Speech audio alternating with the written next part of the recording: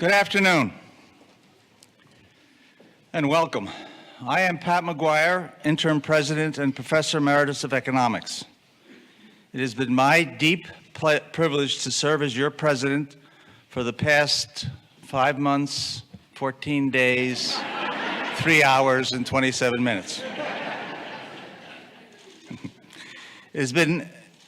It has been my deep pleasure to serve as your president for the past year, and it's an equal honor to be present today as the Board of Trustees announced the 29th president of Hobart College and the 18th of William Smith College.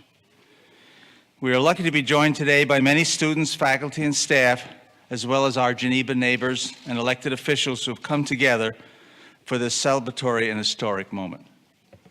With us today is the Board of Trustees with 3 members on the stage, including the chair of the board, Tom Bizzuto, from the class of 1968, who has led the colleges with integrity and determination during these past years, and whose dedication to Hobart and William Smith is unparalleled.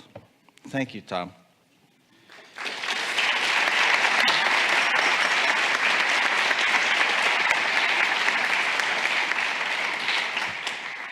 When you've been kicking around here for as long as I have, some of the students you have in class eventually return to campus, maybe for a reunion or to grab a beer or to grab lunch. And sometimes those past students return as trustees. That's the case with Andy McMaster and Aileen Gleason, who are sitting just behind me. These graduates of Hobart and William Smith, who took my macroeconomics class 30 years ago, are now my bosses and my lifelong friends, and I couldn't be happier. Andy and Aileen are, like Tom, people of intelligence and character whose commitment to Hobart and William Smith College is steadfast. Ladies and gentlemen, trustees Aileen Gleason and Andy McMaster.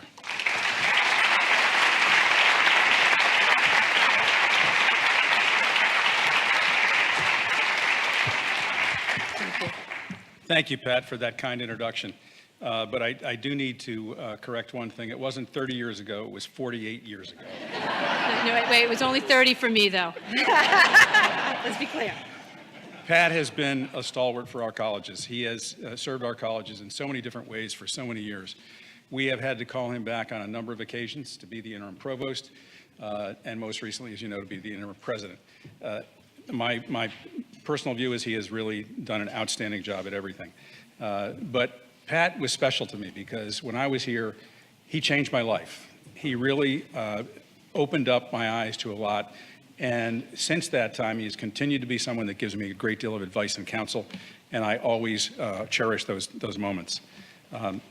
My co-chair and of the Presidential Search Committee, Cynthia Fish, could not be with us today. She has a family matter that she had to attend to. So Aileen has joined me up here and is, I'm pleased to have her here as another member of our search committee. Thanks, Andy. The Presidential Search Committee has been working together since last June to make this day a reality. I would like to ask the members of the committee, many of them are standing over there, to raise their hands to be recognized.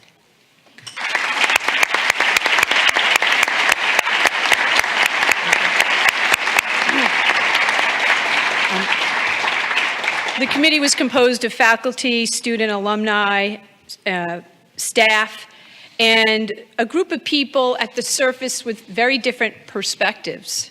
Among us is a physicist, 2 bankers, a choreographer, political scientist, lawyer, and a real estate developer, among others.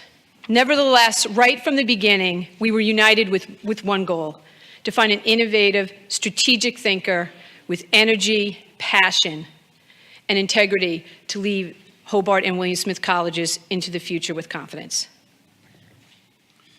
When we wrote the position profile, and I want to emphasize the we were greatly influenced by the input that we received from every member of the campus community and beyond that. Students, faculty, staff, the community at large, all had a lot to say about that. And based upon the input that we received, we sought someone who could envision and enact a bold plan for the future of our colleges while nurturing our academic programs. was essential to us. We wanted an academic leader with an easy understanding of higher education finances, enrollment, and fundraising, who is dedicated to diversity and inclusion, and who appreciates the valuable role service and community engagement play in the lives of our students. We wanted someone with rigorous mental agility, I can promise you that is there, who can build consensus and values global education. Thank you to everyone here for contributing to this moment. Your input guided the Presidential Search Committee every step of the way. So now, with great excitement and enthusiasm, I'm going to invite Tom Bizzuto to the podium to introduce the new president of Hobart and William Smith Colleges.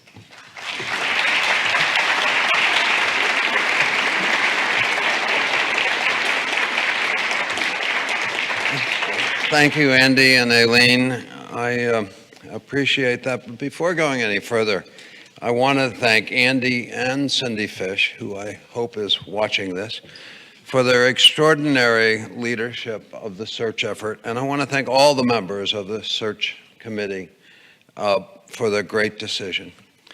And thank you, people keep moving around, it gets confusing.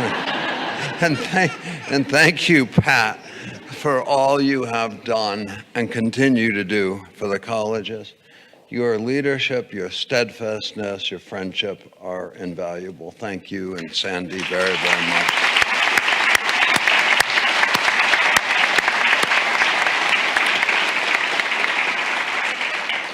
It is fitting, very fitting, that as we welcome our new president today, we are gathered in a building that honors the college's longest-serving president. Here we are surrounded by spaces that reflect the generosity of many and that allow for the creativity, innovation, and scholarship that define the lives of our students and faculty.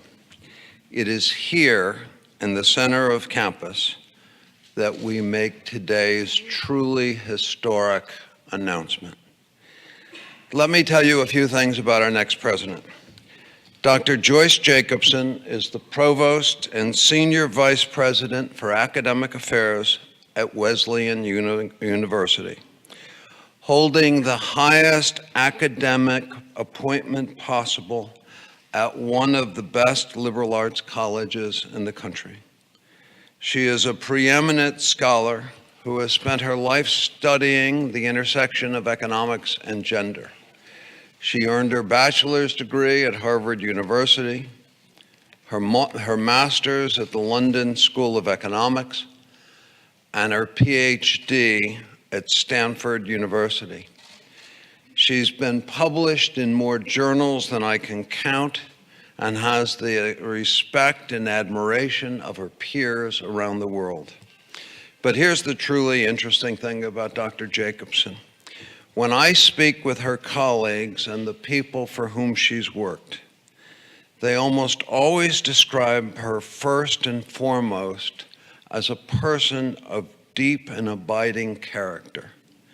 What I have learned in talking with Joyce over the past weeks is that she is a person of integrity, a person of compassion and humor, who sees her life in the academy as being in service to a larger mission. She is an award-winning teacher whose students revere her. And with 3 decades of experience taking on increasingly complex roles in higher education, she is eminently knowledgeable and capable. Dr. Joyce Jacobson has the vision, fortitude, experience, and character to lead Hobart and William Smith to a new level of excellence. When she assumes the presidency on July 1st, she will be the first woman in the history of the colleges to hold that role.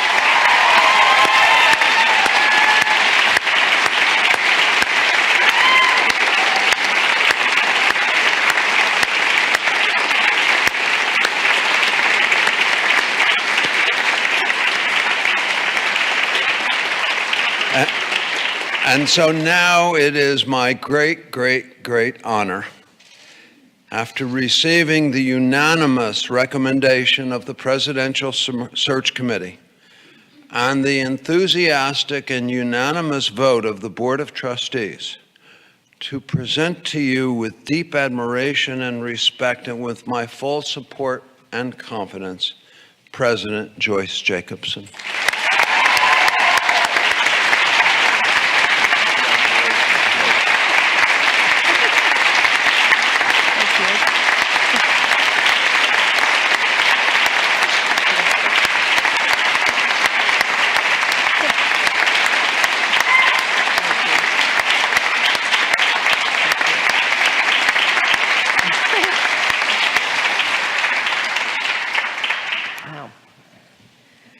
Well, it's February, so I guess I'm at the Academy Awards, because that's what it feels like. It feels like I've really won something here.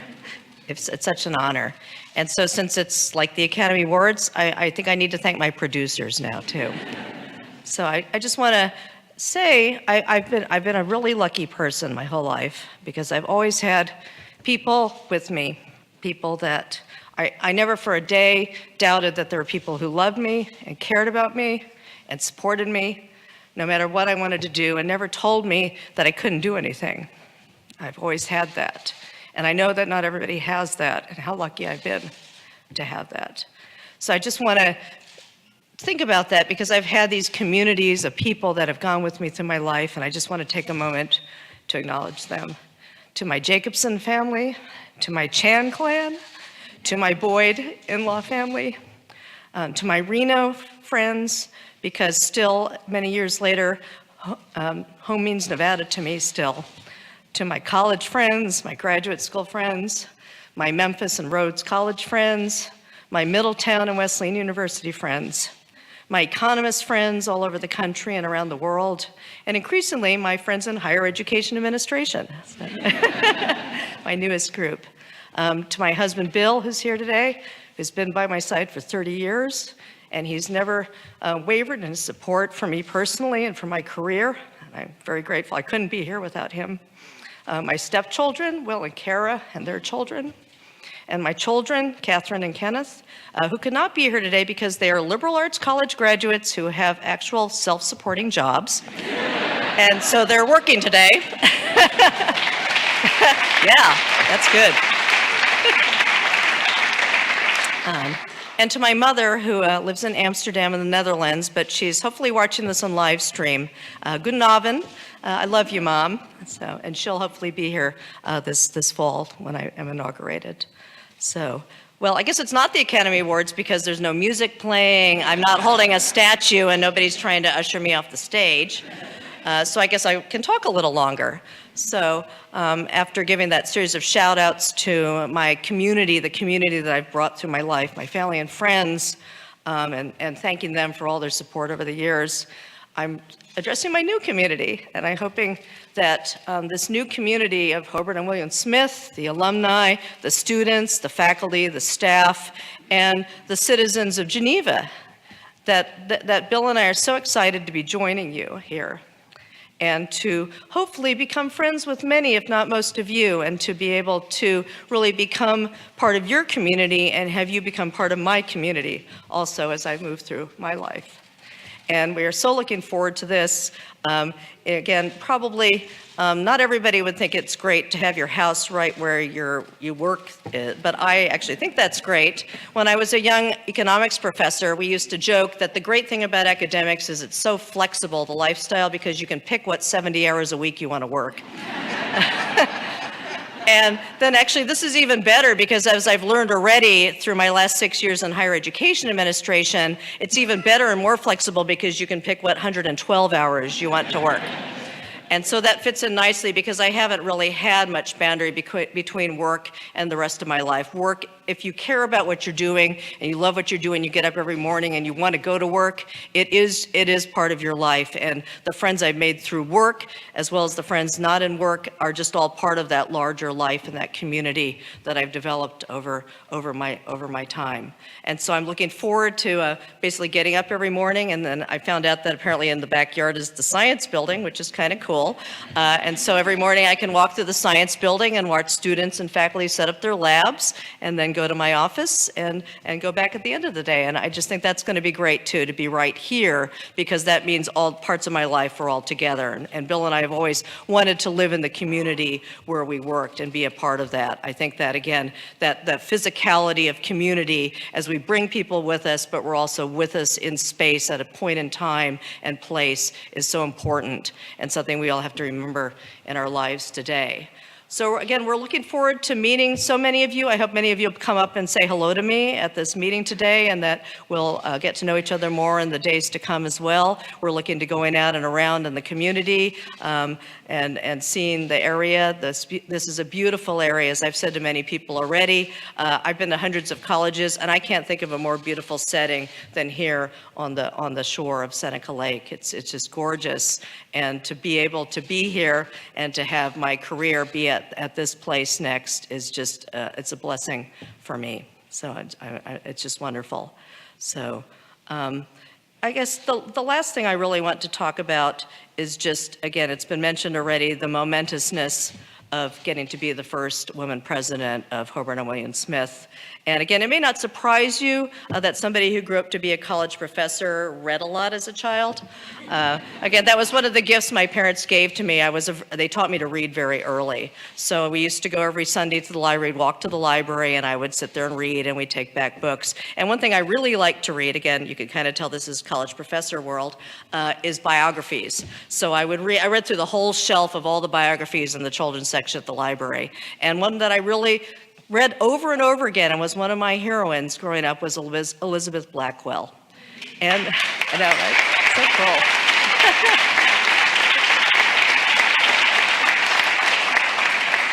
And the idea that Elizabeth Blackwell went here to Geneva Medical College, the precursor of Hobart, and became the first woman physician, and that I am basically, in some sense, following in her footsteps now by becoming the first woman president, is very deeply meaningful to me as I stand here today. And again, such a blessing that I get to do this.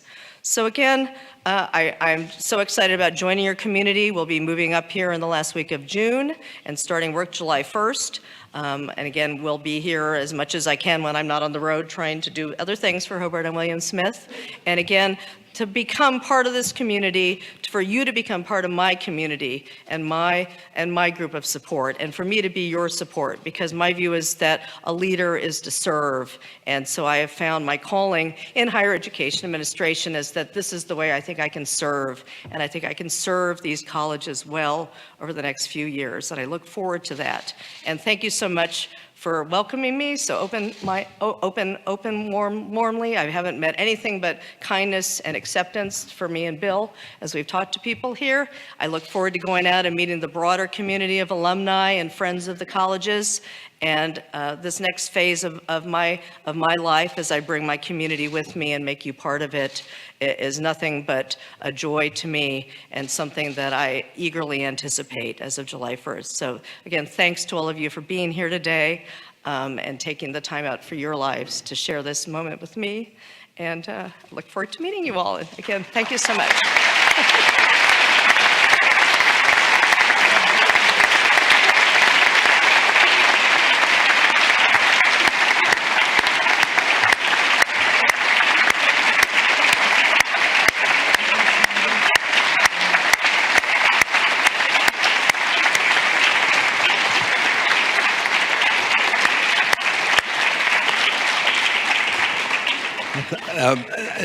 Thank you, Joyce. I can tell you that you have a room full of people who, too, look forward to you following in the footsteps of Elizabeth Blackwell.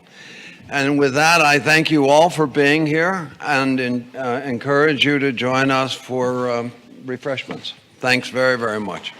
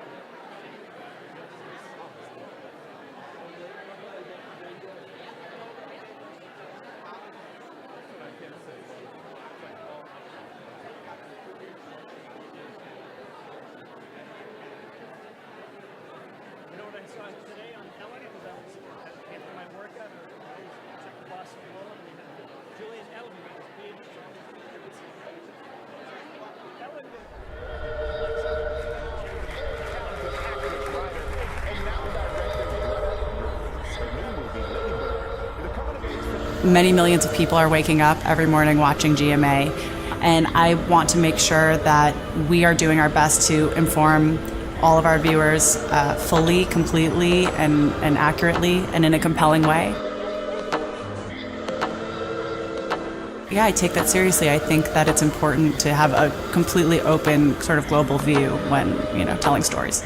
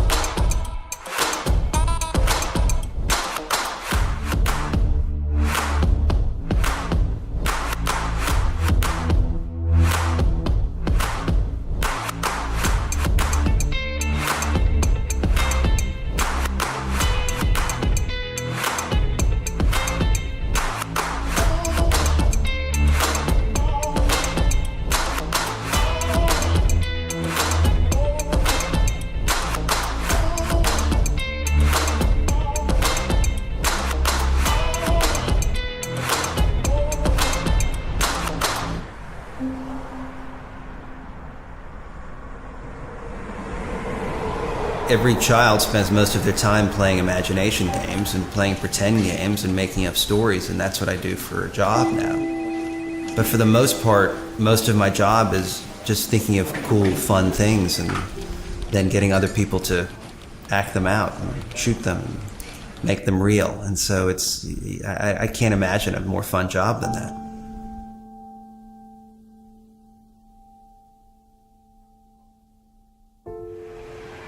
People come to you to fix their problems. And by that I mean sometimes you have to be a psychologist, sometimes you're a den mother, sometimes you're, it just varies. I think maybe the biggest thing is that we get to do justice however you define that.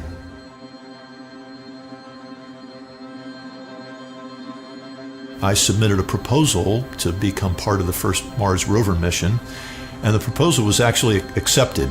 And then it just set the course for the next 10 years of my life. And then I was working largely up at JPL, NASA's Jet Propulsion Laboratory. In between teaching, I get a chance to work on 3 or 4 different projects that some people find surprising because they're quite different. One is to stay involved with the Mars rover mission data that comes down to Earth every day, and we make decisions about where the rover should go next.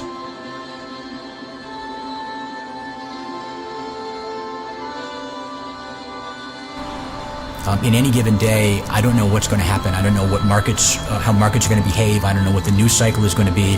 And so the ability to react, think on my feet, because as an investment banker, that's what I'm really doing. I'm doing one of two things. I'm either solving problems or creating opportunities.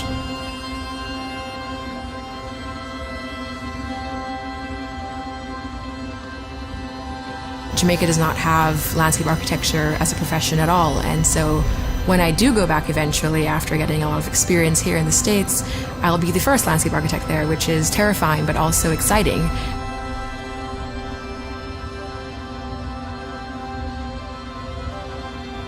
Two or 3 years ago, we discovered that there's a certain set of markers in the blood in individuals that are going to go on to develop Alzheimer's disease. And again, this is before they actually develop symptoms. What this means is that we have a potential window of opportunity to treat these people before the disease actually manifests. And that's really an exciting thing, and it's really an exciting place to be and work to be doing.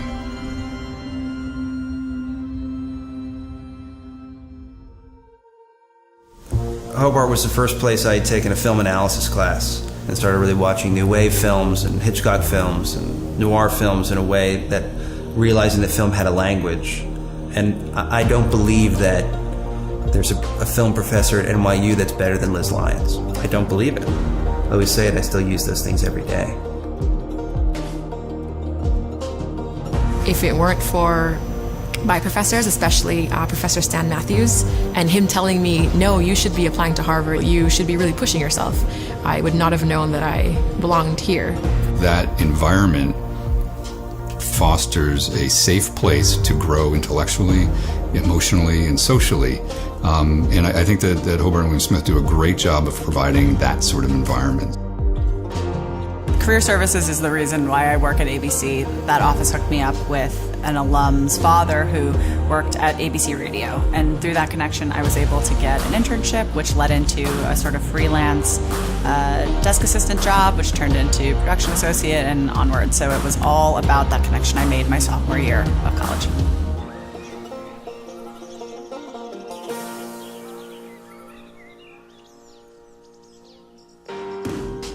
To be able to pick up independent research, I think that may have been the most important at all.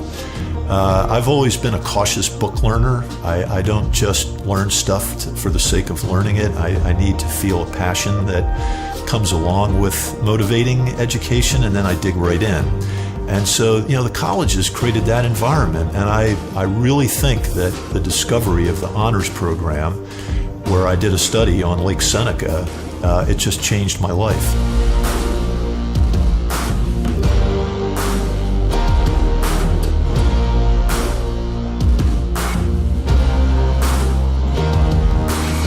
Those kinds of experiences I think are invaluable, and you get that at Hobart and William Smith.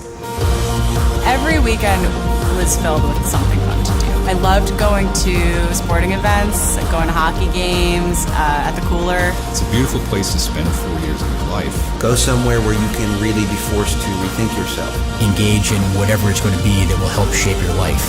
Find out what you're interested in and do it. Explore yourself and who you are, and to find your voice. Go to a place where the environment stimulates you. So someplace beautiful. It's sort of like the balance between a small school with access to the entire world